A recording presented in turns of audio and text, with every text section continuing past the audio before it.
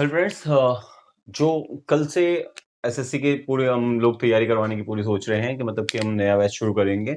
और इसमें हम लोग क्या करेंगे कि आपको है ना टू द पॉइंट सारे के सारे जितने भी हमारे पास में इम्पोर्टेंट जो भी चैप्टर्स होते हैं उनको सबसे पहले स्टार्टिंग में करवाएंगे। जैसे मतलब मान लो लेट अस सपोज कि हम स्टार्टिंग में पहले कोई इजी चैप्टर नहीं उठाएंगे, हम लोग स्टार्टिंग करेंगे ज्योमेट्री से, ठीक है ना। तो ज्योमेट्री के बारे में सारी बातें एक बार फटाफट से एक बार जान लेते हैं।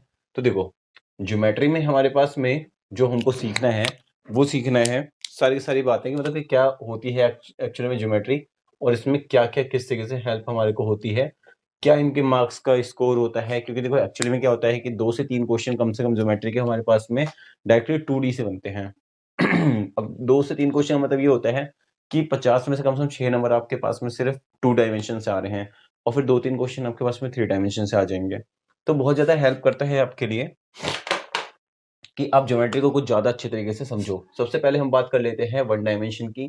तो एक्चुअली वन डायमेंशन का भी हमारे पास में उतना अच्छा कंसेप्ट इसके अंदर से नहीं पूछा जाता, मतलब मैथ्स के अंदर ये आपको पूछा जाता है जनरली सिर्फ और सिर्फ रीजनिंग के अंदर। तो वन डायमेंशन में बेसिकली हमको नॉलेज जरूर होनी चाहिए। तो वन डायमेंशन का जो नॉलेज हमको बस ये गेन करना है कि वन डायमेंशन मतलब होता है कि सिर्फ एक दिशा वाला, जैसे मतलब मान लो कि जो एक ही दिशा में चलता हो, मतलब उसको हम बोलेंगे रेक्टिलिनियर मोशन के तहत, ठीक है। तो रेक्टिलिनियर के बारे में हम बात कर सकते हैं, ठीक है। अब रेक्टिलिनियर के अलावा अगर मैं बात करता हूं तो टू डायमेंशन की बात जो हमको सीखना है, तो आज जो है हम लोग टू डायमेंशन का एक बेसिक फटाफट से एक निपटाने वाले हैं। तो बेसिक्स में हमारे पास में क्या है, एक आपका होता है सर्कल्स, एक होता है आपके पास में रेक्टेंगल, एक होता है आपके इसमें स्क्वायर, और एक हमारे पास में हम लोग लेके चल रहे हैं, देखो इस सर्कल हो गया, स्क्वायर हो गया, रेक्टेंगल हो गया और रोम्बस हो गया, ठीक है। हम ये 4 चीजें लेके भी चलेंगे, ओके। तो जो हमारे पास में सर्कल है और जो स्क्वायर है और जो रेक्टेंगल है और जो रोम्बस है, तो हम लोग क्या करेंगे, इनके बारे में सारी डिटेल्स एक बार फटाफट से क्विकली देख लेंगे, ठीक है। तो आपको टू डायमेंशन के अंदर का मतलब बेसिकली ये होता है कि इसमें 2 डायरेक्शन होती हैं, दैट मीन्स एक एक्स एक्सिस मान लोगे, एक वाई एक्सिस मान लोगे। वन डायमेंशन में सिर्फ हमको एक्स एक्सिस मानना होता है, ठीक है। होप सो कि आपको यहाँ पे समझ में आया होगा। अब हम क्या करने वाले हैं, हम लोग सिर्फ एक एक टॉपिक को उठाते हैं और सारा का सारा उसके बारे में निचोड़ निकाल लेंगे, ठीक है। तो लेट अस सपोज हमारे पास में जो सर्कल है, तो आप सर्कल में देख सकते हैं कि रेडियस जो है हमारे पास में वो 7 सेंटीमीटर के तहत में हमने बना रखा है, ठीक है। तो अगर हमारे पास में रेडियस 7 सेंटीमीटर है, एक काम करते हैं मैं यहाँ पे इसको बना भी देता हूँ। तो एक सर्कल है जिसको 7 सेंटीमीटर का रेडियस दे दिया गया है।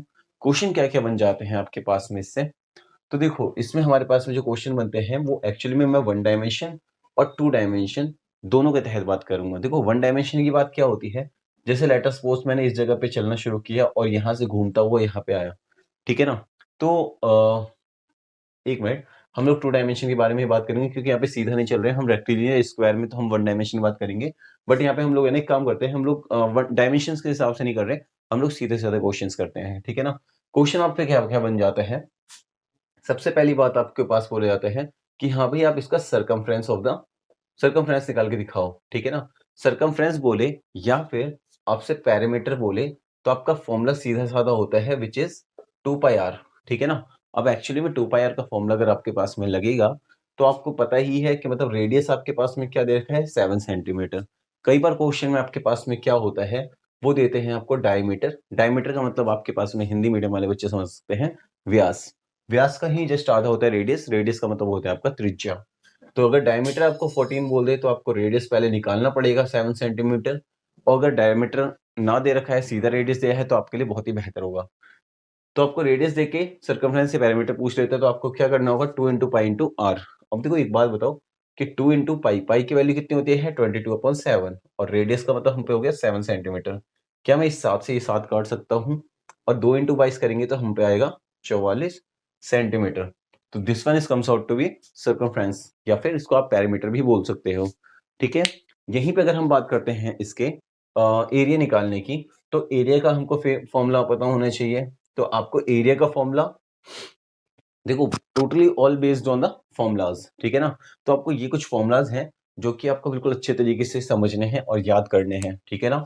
अब क्या करना होगा इन फॉर्मूलाज के बेसिस पे, जैसे मतलब मान लो लेट सपोज देखो एरिया ऑफ द सर्कल बोला हुआ है, तो आप क्या करोगे, एरिया ऑफ सर्कल निकालने के लिए एरिया ऑफ सर्कल जैसा आप देख पा रहे हो, तो वो हो गया पाई आर स्क्वायर, अब देखो पाई की वैल्यू हो गई आपके पास में 22/7 इंटू रेडियस मतलब कि 7 सेंटीमीटर, फिर एक और 7 सेंटीमीटर।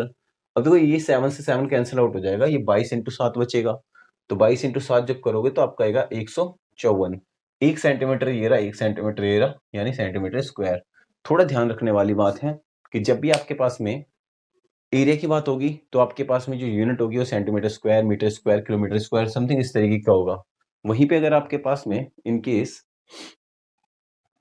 अगर पैरामीटर की बात हो रही है या सर्कमफ्रेंस की बात हो रही है, तो आपको वहाँ पे जो ऐसे यूनिट होगी वो सिंगल, सेंटीमीटर, मीटर, ये कुछ भी ऐसा रखना होगा। मतलब वो सिंपल टर्म में होती है, ठीक है। होप्स सो कि आपको समझ में आया होगा। तो जनरली क्वेश्चन इससे हमारे पास में जो बेसिक क्वेश्चन है वो ये पूछे जाते हैं। डीप तरीके से हम लोग इसके ऊपर कल बात करने वाले हैं, बहुत अंदर तक इसके मतलब थोड़े गहरे क्वेश्चंस जो है वो उठाएंगे। मगर अभी मैं आपको चाहता हूँ कि सिर्फ एक रफ आइडिया मिल जाए, तो जिसके बेसिस पे हम लोग कल थोड़ा बिल्कुल नए नए जैसे मतलब बिहेव ना करें, ठीक है। कि मतलब हमें लगे कि मतलब हाँ भाई ये हो क्या रहा है एक्चुअली में, तो बेसिक्स ही ना पता हो। तो पहले आप एक बार बस थोड़ा बेसिक सीख लो, फिर देन मजा आएगा इसको करने में। जैसे अब स्क्वायर के लिए देख लेते हैं। लो भाई, ये रहा स्क्वायर हमारे पास में फिर से।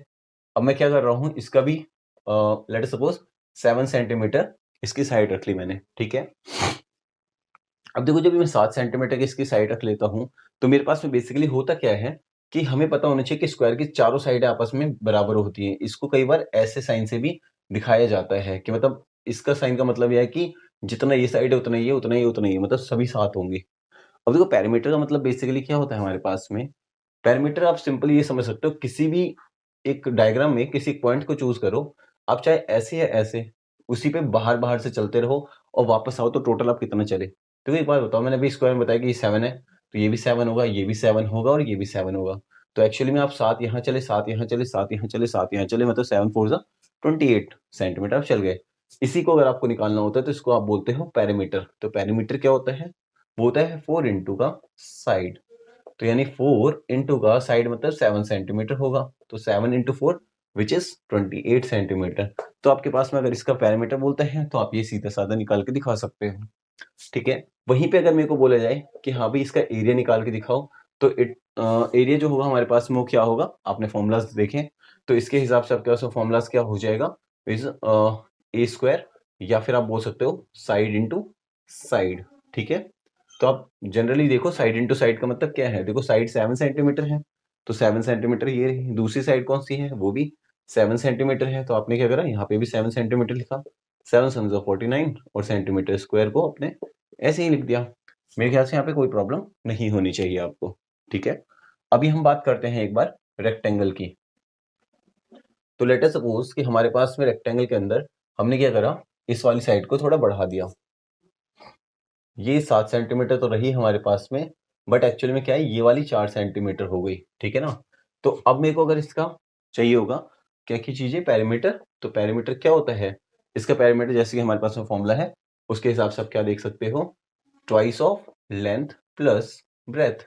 जो लंबाई होती है, आप एक चीज को लंबाई मान लो और एक चीज को चौड़ाई मान लो, ठीक है ना। ब्रेथ, देखो ये एक्चुअल में स्क्वायर और रेक्टेंगल दोनों के अंदर क्या होता है, ये सारे कोण जो होते हैं वो 90 डिग्री के होते हैं, ठीक है। तो आपके लिए काफी हेल्प रहता है इसको भी समझने के लिए। अब देखो क्या होगा, ट्वाइस ऑफ एल। एल कितना है, 7 सेंटीमीटर, प्लस ब्रेथ कितना है हमारे पास में 4 सेंटीमीटर। अब देखो क्या होगा, ट्वाइस ऑफ 7 4 11 सेंटीमीटर, यानी कि 2 11 जा 22 सेंटीमीटर। सो हमारे पास में पैरामीटर आ जाएगा 22 सेंटीमीटर। आप चाहो तो इसको ऐसे भी देख सकते हो, 7 + 4 + 7 + 4। तो देखो 7 4 11, 11 7 18, 18 4 22, ठीक है ना। तो 22 सेंटीमीटर हमारे पास में ऐसे भी निकल सकता था।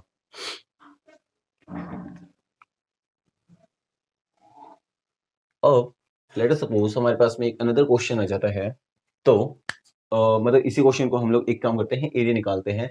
तो आपने देखा था कि हमारे पास में ये 7 था और ये वाला 4 था।